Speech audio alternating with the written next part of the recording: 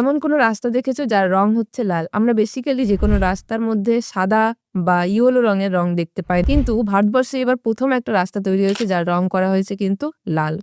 মধ্যপ্রদেশের ভোপাল জব্বলপুর হাইওয়েতে কিন্তু এই ব্যবস্থা নেওয়া হয়েছে ন্যাশনাল হাইওয়ের তরফ থেকে। এই ব্যবস্থা নেওয়ার পেছনের কারণ হচ্ছে বিভিন্ন বাঘ এবং বন্যপ্রাণীকে রক্ষা করা।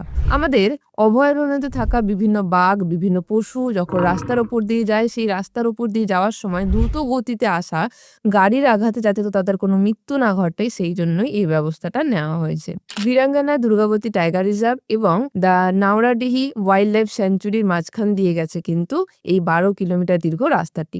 এই রাস্তাটিতে থাকা যে লাল দাগগুলো হয়েছে, সেই দাগগুলোকে কিন্তু কিছুটা উঁচু করা হয়েছে।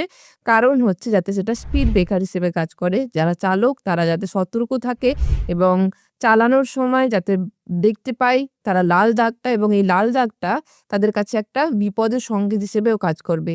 এবং এই পুরো কাজটার পেছনের কারণ একটাই, যাতে পশু পাখিরাও যাতে সুস্থ থাকে, আমাদের বন্যপ্রাণীরা যাতে সুরক্ষিত থাকে এবং তার পাশাপাশি যারা চালক আছে তারাও যাতে একটা সতর্ক থাকে। সেই জন্যই কিন্তু এই পুরো সিদ্ধান্তটা নেওয়া হয়েছে।